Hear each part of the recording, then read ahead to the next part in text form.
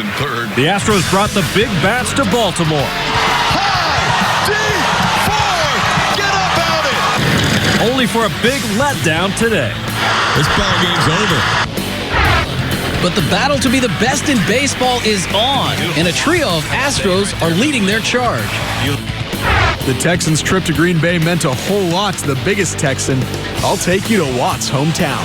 It's just the people that you love. It's the atmosphere, and this is where I grew up.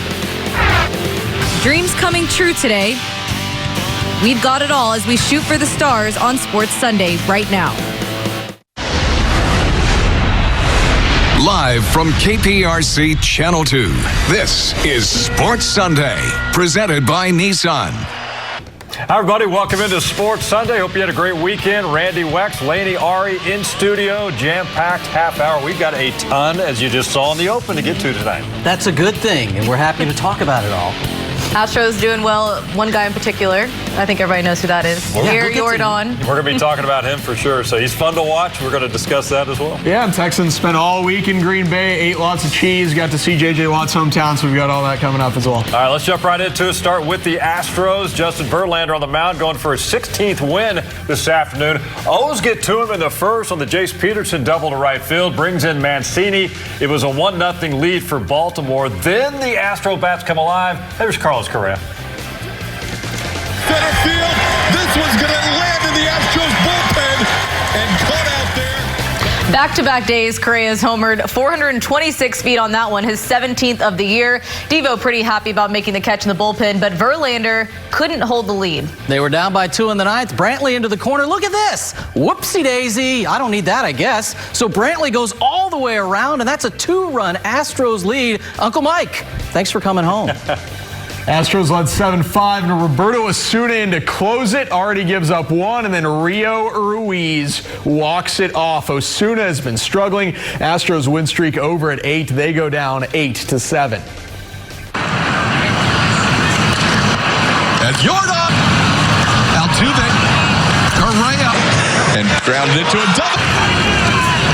Yordan, are you kidding me? No, Todd, we're not. The last of the franchise record, 23 runs go on the board on Yordan Alvarez's 3rd homer of the game yesterday. 7 runs batted in for the big kid, all part of an incredible game and an incredible season for Alvarez. His hot stretch is not a hot stretch. He's just been locked in. This is who he is. Best hitter in baseball since his arrival from the minor leagues. The homers are great and usually prodigious, but he's been an exceptional hitter. 46 games into his career, he's hitting .355. His OPS is sitting at 1.164, and he's in a class just above Yelich and Trout and Bellinger. Incredible. Those guys are all MVPs. Now, he won't win that, but the AL Rookie of the Year vote should be easy, and here's all the evidence you should need. Remember, Brandon Lowe, Michael Chavis, they've been up all season, and Alvarez is sailing past them in just 2 months. And the best part about it for the Astros, it's not all on him. Take a look at a couple of his teammates who've joined him here since the All-Star break. Jose Altuve, 3rd best average in baseball since the break. Gurriel down there, 1st in RBIs since the break. And every number you see here on the board, they're all top 10 for each one of these guys since the All-Star break. And the best part about it all, none of the 3 were all-stars. The Astros had 6 others. I'd say that makes them pretty stacked, guys. No doubt about that. Let's talk more about Alvarez. Those are some incredible numbers when you see what this guy's been able to do. I remember when they called him up from game number 1, just the way he handled himself in the batter's box. I mean, he looked like he'd been here a while. And we all talk about the home runs, but he's not just doing that. He's doing everything at the plate. And I think you were talking about earlier, Ari, you wonder what his numbers would be like in a different lineup. But the fact is, this is his lineup, and we get to enjoy the fun along the way. Yeah, it's a good thing the way the Astros are set up. When you have a rookie come up like that, he's put in a lineup where he can succeed. And he's been doing that because you don't pitch to him. You're going to pitch to Correa or Gurriel? Like, he's in a great position. Yeah, exactly. Alvarez sitting on 51 RBIs, and again, only 45 games. Interesting stat for the broadcast today. Since 1920, only a few have been in Alvarez's company. It's really a who's list, guys. Joe DiMaggio, Albert Pujols, Ted Williams. Those guys are good. It took all them at least 46 games or more to reach 50 RBIs, so you see what Alvarez has done. Question is, will he continue this unbelievable pace in his last couple of months of the season? But I'll tell you I what, don't see any reason why not. He's one of those guys you look in the game, it's like, when's Alvarez going to hit? Because I want to make sure I don't miss it. I'll be working on the computer in there, and every time I look up, he's doing something. It's literally incredible. All right, Roberto Osuna now. Let's talk about him. What happened? They let this one get away from him today. These struggles are starting to mount a little bit for Osuna. Question, is there cause for concern now since the All-Star break? His numbers aren't good right now. Yeah, he's posted a 6.97 ERA, blown a pair of saves, including giving up today's walk-off homer to Rio Ruiz. What do you think? They stick with him? Yes and no. So there is cause for concern. You can stick with him because the Astros are 11 games up, and it doesn't matter if he blows a couple more saves. Yeah. But at some point, if he keeps doing this, you have to make Ryan Presley the closer for the playoffs. Yeah, when playoffs start, you need a guy you can count on to lock him down in the ninth inning. And speaking of that, they're running away with the AL West. Here are the AL's overall standings. Deadlocked to the top of the whole AL. Astros, Yankees, 77-41, both of them. 6 games ahead of the Centrals, Twins, and Indians. So home field looks like it's going to come down all the way to Houston and the New York Yankees. All right, nothing wrong with that. I mean, it's the other teams are way back. It's going to come down to them. Who wants home field advantage come playoff time? And the road to the World Series begins once again for the Astros. A lot of baseball left, but they're in good shape. Let's talk some Texans now. In the gun, gets the snap, looking. Over the middle he goes to QT, dragging right to left, and he takes it up to the 48-yard line. And is he slow to get up? Yeah, he is. He got tackled and slid awkwardly. Preseason football is all about staying healthy, and of course, that did not happen in the opener with Kiki QT injuring his ankle. Obviously, that is a big deal. Game number 1, he's already going down. Yeah, I think they're downplaying just how big of a deal that actually is. And at this point, they don't have to let us know the details with that injury. So we're all kind of left wondering just how serious it is. It's my understanding this is a minor setback set for a major comeback. Where'd you get that? From his Instagram? That was then deleted? I think it was from his Twitter, which was then deleted. Yeah. I don't know how that happened in game. But that's the big takeaway from the preseason opener, unfortunately. You don't want to take away like that because it's all about injuries. Well, QT and then Greg Mance also is out right now. Coach O'Brien says he doesn't expect either back anytime soon, a week, maybe longer during this preseason. The good thing is they got DeAndre Carter back this weekend at practice. He filled in very well for QT in the offense late last year, and obviously he needs to be the return man. We also saw that in the preseason game as well, so let Carter have the gig. So as we all know, training camp can get kind of monotonous and boring out here in these practices, but a really cool and very special thing today with the Texans hosting Ethan Hughes. The 17-year-old is battling leukemia and teamed up with the Make-A-Wish Foundation to make a dream come true. His wish was to catch a touchdown pass from his idol, Deshaun Watson, after practice. He and DW4 stayed out there and did just that. And Ethan, as you see, these back-to-back catches, has great hands. After just a few reps, Deshaun and Ethan hit the podium, and Watson was just extremely inspired by Ethan's positive attitude. It's a blessing, man, just to be able to have a guy like himself that can continue to work hard, never get discouraged, continue to push forward, and just to hear his story and see what he went through. You know, my mom's situation when she had tongue cancer, so I know exactly what he's going through. It was awesome breaking down the huddle, watching D-Hop, talking to D-Hop, talking about his vegetarian diet. Deshaun hooked me up with a game ball, and then this is also this is the practice ball here. Keep that. Yeah, I'll keep this. I'm glad I get to finish out school because I wasn't able to go to school last year, so it's really cool to go back and see my friends. Yeah, after this wish and dream come true, Ethan's very excited about entering his senior year at Cy Creek, and you saw Ethan's touchdown dances.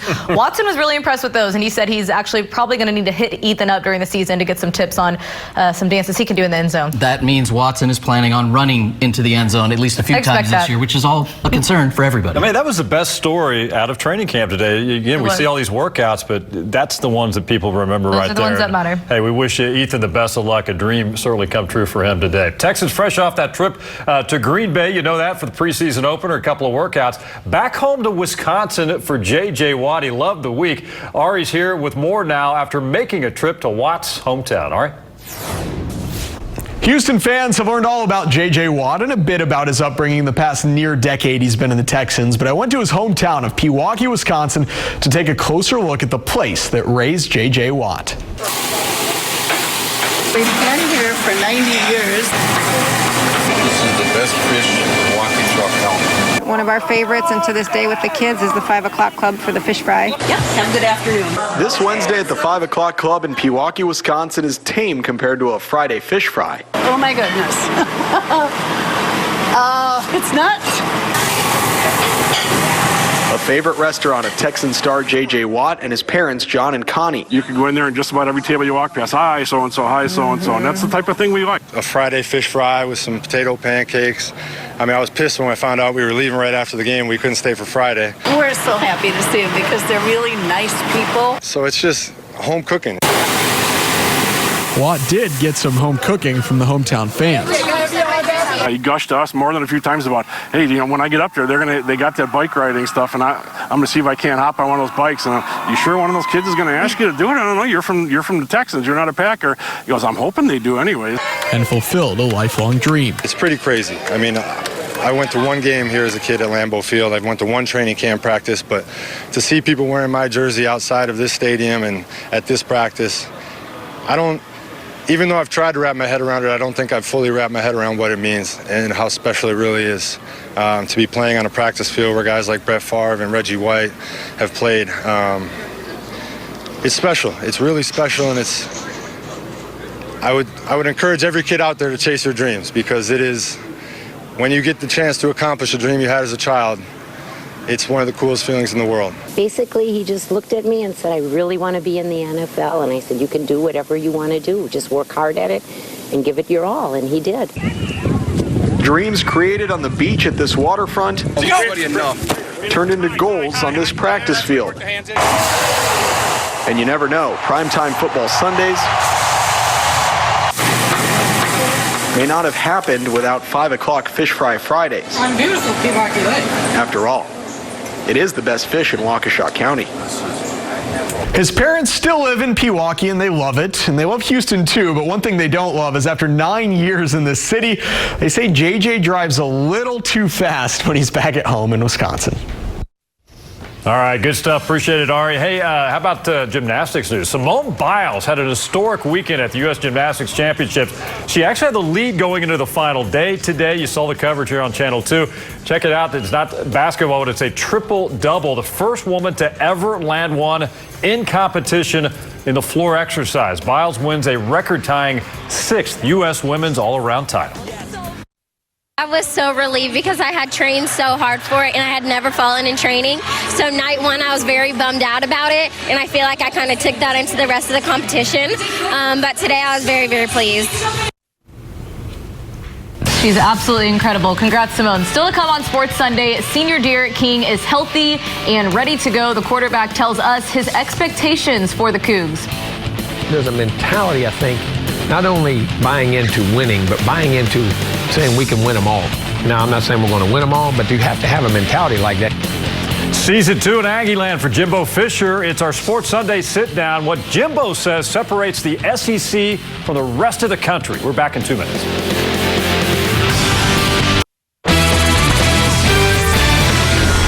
Well, I think the growth, first of all, people don't say, well, what does he do?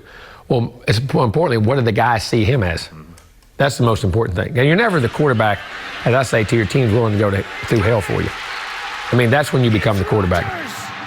All right, Jimbo Fisher, the coach's corner tonight. You know, he has one of the most lucrative contracts in all of college football, signing that massive 10-year, $75 million deal when he arrived in Aggieland. Fisher is off and running now, putting his stamp on his program. 9 wins to get it started last year, and he says the best is still ahead. Thursday, I visited Fisher during a break in his schedule.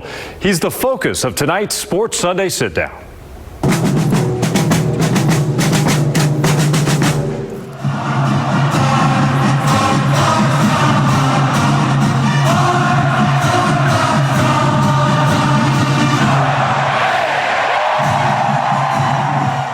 It's season 2 in Aggieland for Jimbo Fisher, who guided A&M to a 9-4 finish last fall, with 2 of those losses to Clemson at home and on the road at Alabama. Fisher and his staff won recruiting wars in the spring and made it clear they're not going anywhere. 18 months on the job, he self-assessed, as he always does, and learned a lot. Is it typical of a coach to self-assess, look in the mirror, how can I personally do better? Do at the end of every year and everything you ever do. You have to. And Yes, you get tired of that. You may need to get out of it. You do. You're exactly right. Because when, like I tell your players, when good enough's good enough, you got a problem. And as a coach, it's the same way. But also, some people, and you got to be careful when you're in it so long that, all right, am I changing is it because it truly makes me better? Am I changing because I think I should change? Or am I changing because I'm bored? There's a lot that goes into that. And you got to make sure, what I try to do in my evaluations of myself and our program, some 2 + 2 is always 4. So it doesn't need to change. Some things you got to keep. But then, what's the new nuances that you can find, as I say, that 2%, 3%, 4% is separate, 9-4, 10-3 from being undefeated 12, 13-0. You and I talked about this time last year right here in this same room, and you were talking about, implementing your system. You wanted the buy-in from everybody, knowing what it would take to take this program to the new level. Talk about the progress you think you've seen. Well, I think it's the older guys in the offseason, you could see it. Now you have to implement the new guys in it, but the new guys have done a really good job. And then I think there's a mentality, I think, not only buying into winning, but buying into saying we can win them all. Now, I'm not saying we're going to win them all, but you have to have a mentality like that, and you have to think and practice like that. And we're progressing in that direction. As the new season approaches, Fisher's fired up for what could be a special year. But as always, things need to fall in place as they face a schedule that's not going to be easy. Then again, that's every year inside of the powerhouse SEC. It's going to be as harder than any league of ball. That's especially the West right now. I mean, it's as good as anywhere. So you knew your things had to be in place, but there's no. You've got things here now. Having things in place doesn't mean they're going to all be together and work. We have to make them work. We have to fit them together and understand there's a formula. And some of it may be a little less. It's like I always say. It's like when your grandma makes that special whatever she made, whether that's stew or pie or whatever. They didn't ever. They didn't measure like this. They measured in pinches, or a sprinkle, or they would taste just a hair more. How do you know? I just know. You know what I mean? Exactly. You got to know. And I think that's what we're trying to figure out. What's the right measures of the different pieces we're putting together? But the pieces are here. We just got to sort them out. One area Fisher has embraced since stepping foot in College Station is the Texas A&M tradition. Winning football games, of course, is the priority, but any game day, he says, at Kyle Field is something to be proud of. I did a midnight yell last year, which was amazing to me.